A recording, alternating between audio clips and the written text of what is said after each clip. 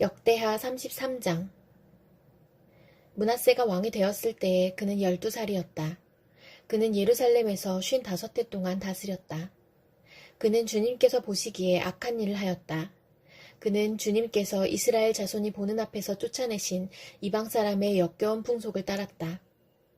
그는 아버지 히스기야가 헐어버린 산당들을 오히려 다시 세우고 바알들을 섬기는 제단을 쌓고 아세라 목상들을 만들고 하늘의 별을 숭배하여 섬겼다. 또 그는 주님께서 일찍이 내가 예루살렘 안에 내 이름을 길이길이 두겠다 하고 말씀하신 주님의 성전 안에도 이방신을 섬기는 제단을 만들었다. 주님의 성전 안팎 두 뜰에도 하늘의 별을 섬기는 제단들을 만들어 세우고 아들들을 흰놈의 아들 골짜기에서 번제물로 살라 바쳤으며 점쟁이를 불러 점을 치게 하고 마술사를 시켜 마법을 부리게 하고 악령과 귀신들을 불러내어 묻곤 하였다. 이렇게 하여 그는 주님께서 보시기에 악한 일을 많이 하여 주님께서 진노하시게 하였다. 그는 또 자기가 만든 아로새긴 목상을 하나님의 성전 안에 가져다 놓았다. 일찍이 하나님이 다윗과 그의 아들 솔로몬에게 이 성전을 두고 말씀하실 때에 내가 이스라엘의 모든 지파 가운데서 선택한 이 성전과 예루살렘 안에 영원히 내 이름을 두겠다. 이스라엘 백성이 내가 명한 말, 곧 모세를 시켜 전한 율법과 율례와 규례를 지켜 그대로 하면 내가 그들을 그들의 조상에게 준 이 땅에서 결코 쫓아내지 아니하겠다 하셨다. 그런데 므낫세는 유다 백성과 예루살렘 주민을 꾀어서 악행을 저지르게 한 것이다. 그들이 저지른 악은 본래 이 땅에 살다가 이스라엘 자손이 보는 앞에서 주님께 멸망당한 그 여러 민족이 저지른 악보다 더욱 흉악하였다.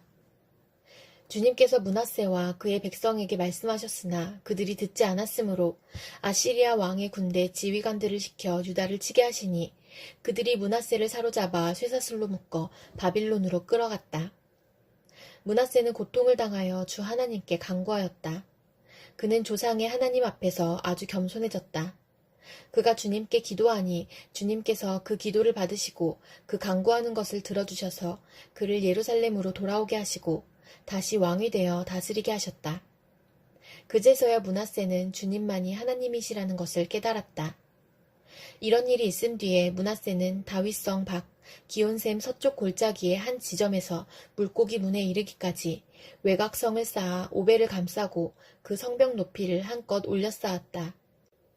그는 또 유다의 요새화된 성읍에 군대 지휘관들을 배치하였다. 그는 또 성전 안에 있는 이방 신상들과 그가 가져다 놓은 목상들을 없애버리고 주님의 성전이 서 있는 산에다 만들어 놓은 이교의 제단과 예루살렘 곳곳에 만들어 놓은 이교의 제단을 모두 성 밖으로 가져다 버렸다. 그는 주님의 제단을 다시 고치고 화목제와 감사제를 그 제단 위에서 드렸다. 그는 유다의 모든 백성에게 주 이스라엘의 하나님을 섬기라는 명령을 내렸다. 비록 백성이 여전히 여러 산당에서 제사를 드리기는 하였으나 그 제사는 오직 주 그들의 하나님께만 드리는 것이었다. 므낫세의 나머지 일들과 그가 하나님께 간구하여 바친 기도와 선견자가 주 이스라엘의 하나님의 이름을 받들고 권면한 말씀은 모두 이스라엘 왕 역대지략에 기록되어 있다. 그가 기도를 드린 것과 하나님이 그 기도를 받으신 것과 그가 지은 모든 죄와 허물과 그가 겸손해지기 전에 산당을 세운 여러 장소와 아세라 목상과 우상을 세워둔 여러 곳들이 모두 호세의 역사책에 기록되어 있다. 므낫세가 죽어서 그의 뭇 조상과 함께 잠드니 그의 궁에 장사하였다. 왕자 아몬이 그의 뒤를 이어 왕이 되었다. 아몬이 왕이 되었을 때에 그는 22살이었다. 그는 예루살렘에서 2해 동안 다스렸다. 그는 아버지 므낫세처럼 주님께서 보시기에 악한 일을 하였고 그의 아버지 므낫세가 만든 아로새긴 모든 우상에게 제사를 드리며 섬겼다. 그의 아버지 므낫세는 나중에 스스로 뉘우치고 주님 앞에서 겸손해졌으나 아몬은 주님 앞에서 스스로 겸손할 줄도 모르고 오히려 더 죄를 지었다. 결국 신하들이 그를 반역하고 궁 안에 있는 왕을 살해하였다. 그러나 그 땅의 백성은 아몬 왕에게 반역한 신하들을 다 죽이고 아몬의 뒤를 이어서 그의 아들 요시야를 왕으로 삼았다. 요한계시록 19장. 이 일이 있은 뒤에 내가 들으니 하늘에 있는 큰 무리가 내는 우렁찬 음성과 같은 소리가 이렇게 울려왔습니다. 할렐루야! 구원과 영광과 권력은 우리 하나님의 것이다. 그분의 심판은 참되고 의로우시다. 음행으로 세상을 망친 그 큰 창녀를 심판하셨다. 자기 종들이 흘린 피의 원한을 그 여자에게 갚으셨다. 그들이 다시금 할렐루야, 그 여자에게서 나는 연기가 영원히 올라가는구나 하고 외치니 24 장로와 네 생물이 보좌에 앉아 계신 하나님께 엎드려 경배하고 아멘, 할렐루야 하고 말하였습니다. 그때 그 보좌로부터 음성이 울려왔습니다. 하나님의 모든 종들아, 하나님을 두려워하는 사람들아, 작은 자들과 큰 자들아, 우리 하나님을 찬양하여라. 또 나는 큰 무리의 음성과 같기도 하고 큰 물소리와 같기도 하고 우렁찬 천둥소리와 같기도 한 소리를 들었습니다. 할렐루야, 주 우리 하나님, 전능하신 분께서 왕권을 잡으셨다. 기뻐하고 즐거워하며 하나님께 영광을 돌리자. 어린 양의 혼인날이 이르렀다. 그의 신부는 단장을 끝냈다. 신부에게 빛나고 깨끗한 모시옷을 입게 하셨다. 이 모시옷은 성도들의 의로운 행위다. 또 그 천사가 나에게 말하였습니다. 어린 양의 혼인잔치에 초대를 받은 사람은 복이 있다고 기록하여라. 그리고 또 말하였습니다. 이 말씀은 하나님의 참된 말씀이다. 그때에 내가 그에게 경배드리려고 그의 발 앞에 엎드렸더니 그가 나에게 말하였습니다. 이러지 말아라. 나도 예수의 증언을 간직하고 있는 내 동료들 가운데 하나요. 너와 같은 종이다. 경배는 하나님께 드려라. 예수의 증언은 곧 예언의 영이다. 나는 또 하늘이 열려있는 것을 보았습니다. 거기에 흰 말이 있었는데 신실하신 분, 참되신 분이라는 이름을 가지신 분이 그 위에 타고 계셨습니다. 그는 의로 심판하시고 싸우시는 분입니다. 그의 눈은 불꽃과 같고 머리에는 많은 관을 썼는데 그분밖에는 아무도 알지 못하는 이름이 그의 몸에 적혀 있었습니다. 그는 피로 물든 옷을 입으셨고 그의 이름은 하나님의 말씀이라고 하였습니다. 그리고 하늘의 군대가 희고 깨끗한 모시옷을 입고 흰 말을 타고 그를 따르고 있었습니다. 그의 입에서 날카로운 칼이 나오는데 그는 그것으로 모든 민족을 치실 것입니다. 그는 친히 쇠 지팡이를 가지고 모든 민족을 다스리실 것이요. 전능하신 하나님의 맹렬하신 진노의 포도주 틀을 밟으실 것입니다. 그의 옷과 넓적다리에는 왕들의 왕, 군주들의 군주라는 이름이 적혀 있었습니다. 나는 또 해에 한 천사가 서 있는 것을 보았습니다. 그는 공중에 나는 모든 새들에게 큰 소리로 외치기를 하나님의 큰 잔치에 모여라. 왕들의 살과 장군들의 살과 힘센 자들의 살과 말들과 그 위에 탄 자들의 살과 모든 자유인이나 종이나 작은 자나 큰 자의 살을 먹어라 하였습니다. 또 나는 짐승과 세상의 왕들과 그 군대들이 흰말을 타신 분과 그의 군대에 대항해서 싸우려고 모여있는 것을 보았습니다. 그러나 그 짐승은 붙잡혔고 또 그 앞에서 기이한 일들을 행하던 그 거짓 예언자도 그와 함께 붙잡혔습니다. 그는 짐승의 표를 받은 자들과 그 짐승 우상에게 절하는 자들을 이런 기이한 일로 미혹시킨 자입니다. 그 둘은 산채로 유황이 타오르는 불바다로 던져졌습니다. 그리고 남은 자들은 말 타신 분의 입에서 나오는 칼에 맞아 죽었고 모든 새가 그들의 살점을 배부르게 먹었습니다. 말라기 1장. 다음은 주님께서 말라기를 시켜 이스라엘 백성에게 경고하신 말씀이다. 나는 너희를 사랑한다. 나 주가 말한다. 그러나 너희는 주님께서 우리를 사랑하신다는 증거가 어디에 있습니까? 하고 묻는다. 에서는 야곱의 형이 아니더냐? 나 주가 말한다. 그런데도 내가 야곱은 사랑하고 에서는 미워하였다.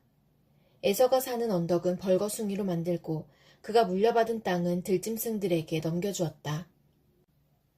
에서의 자손인 에돔이 비록 우리가 쓰러졌으나 황폐된 곳을 다시 세우겠다 하고 장담하지만 나 만군의 주가 말한다. 세울 테면 세워보라고 하여라. 내가 기어이 헐어버리겠다. 악한 나라, 주에게 영원히 저주받은 백성이라고 불릴 것이다.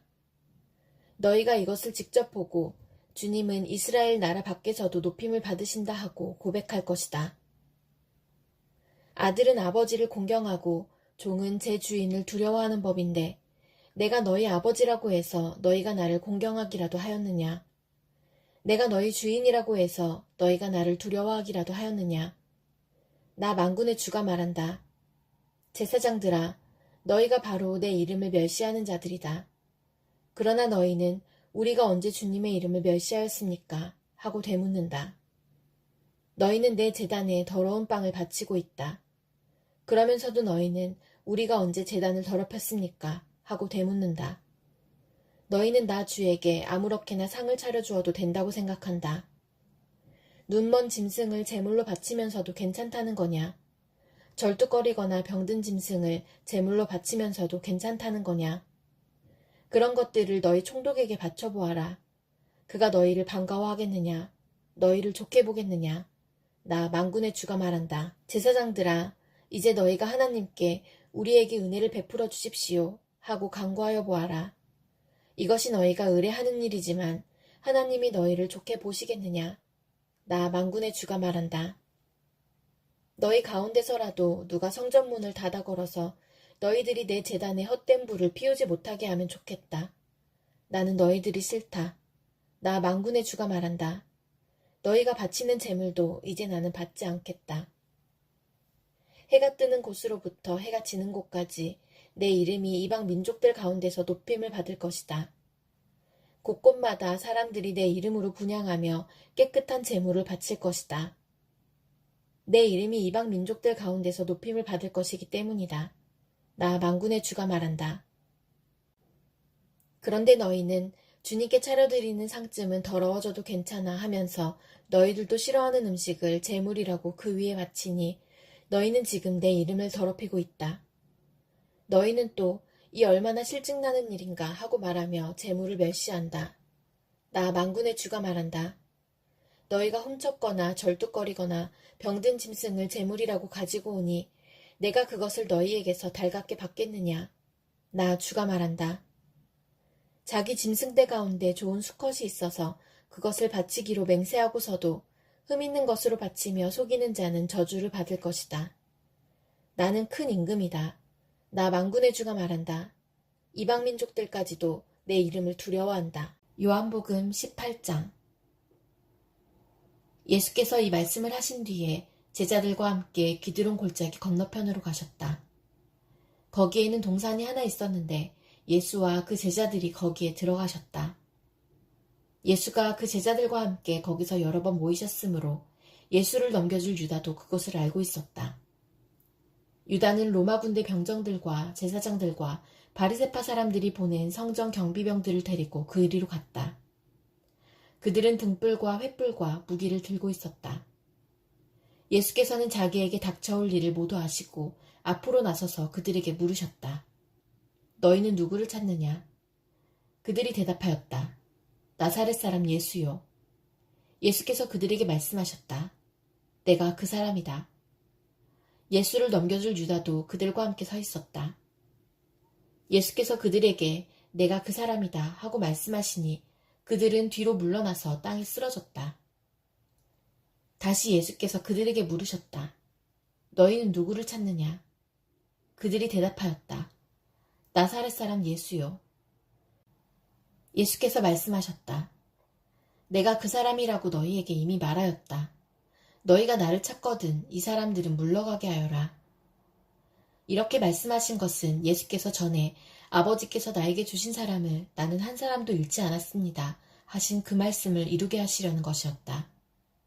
시몬 베드로가 칼을 가지고 있었는데 그는 그것을 빼어 대제사장의 종을 쳐서 오른쪽 귀를 잘라버렸다. 그 종의 이름은 말고였다. 그때 예수께서 베드로에게 말씀하셨다. 그 칼을 칼집에 꽂아라. 아버지께서 나에게 주신 이 잔을 내가 어찌 마시지 않겠느냐. 로마 군대 병정들과 그 부대장과 유대 사람들의 성전 경비병들이 예수를 잡아 묶어서 먼저 안나스에게로 끌고 갔다. 안나스는 그 해의 대제사장인 가야바의 장인인데 가야바는 한 사람이 온 백성을 위하여 죽는 것이 유익하다고 유대 사람에게 조언한 사람이다. 시몬 베드로와 또 다른 제자 한 사람이 예수를 따라갔다. 그 제자는 대제사장과 잘 아는 사이라서 예수를 따라 대제사장의 집 안뜰에까지 들어갔다. 그러나 베드로는 대문 밖에 서 있었다. 그런데 대제사장과 잘 아는 사이인 그 다른 제자가 나와서 문지기 하녀에게 말하고 베드로를 데리고 들어갔다. 그때 문지기 하녀가 베드로에게 말하였다. 당신도 이 사람의 제자 가운데 한 사람이지요? 베드로는 아니요 하고 대답하였다. 날이 추워서 종들과 경비병들이 숯불을 피워놓고 서서 불을 쬐고 있는데 베드로도 그들과 함께 서서 불을 쬐고 있었다. 대제사장은 예수께 그의 제자들과 그의 가르침에 관하여 물었다. 예수께서 대답하셨다. 나는 드러내놓고 세상에 말하였소. 나는 언제나 모든 유대 사람이 모이는 회당과 성전에서 가르쳤으며 아무것도 숨어서 말한 것이 없소. 그런데 어찌하여 나에게 묻소. 내가 무슨 말을 하였는지를 들은 사람들에게 물어보시오. 내가 말한 것을 그들이 알고 있소. 예수께서 이렇게 말씀하시니 경비병 한 사람이 곁에 서 있다가 대제사장에게 그게 무슨 대답이냐 하면서 손바닥으로 예수를 때렸다. 예수께서 그 사람에게 말씀하셨다.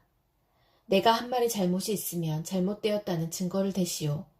그러나 내가 한 말이 옳다면 어찌하여 나를 때리시오.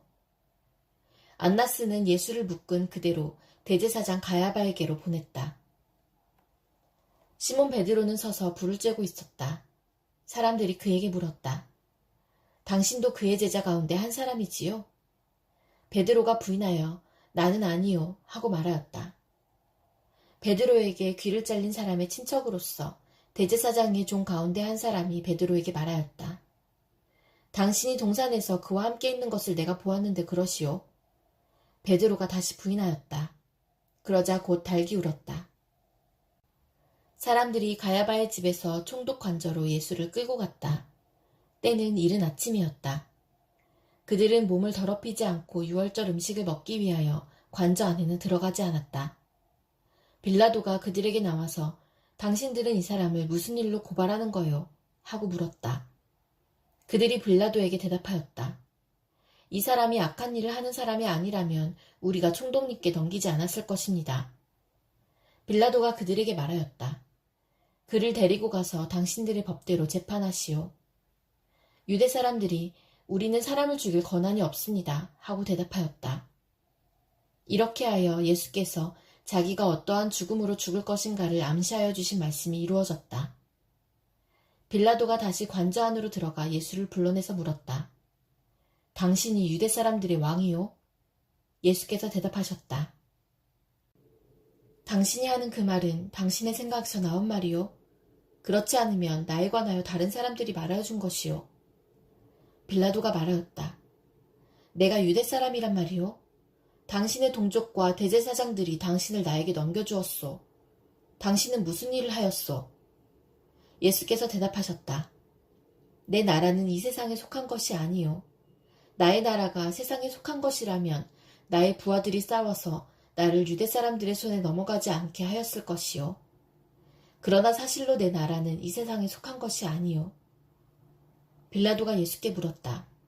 그러면 당신은 왕이요? 예수께서 대답하셨다. 당신이 말한 대로 나는 왕이요. 나는 진리를 증언하기 위하여 태어났으며 진리를 증언하기 위하여 세상에 왔소. 진리에 속한 사람은 누구나 내가 하는 말을 듣소. 빌라도가 예수께 진리가 무엇이요? 하고 물었다. 빌라도는 이 말을 하고 다시 유대 사람들에게로 나아와서 말하였다. 나는 그에게서 아무 죄도 찾지 못하였소. 유월절에는 내가 여러분에게 죄수 한 사람을 놓아주는 관례가 있소. 그러니 유대 사람들의 왕을 놓아주는 것이 어떻겠소? 그들은 다시 큰 소리로 그 사람이 아니요 바라바를 놓아주시오 하고 외쳤다. 바라바는 강도였다.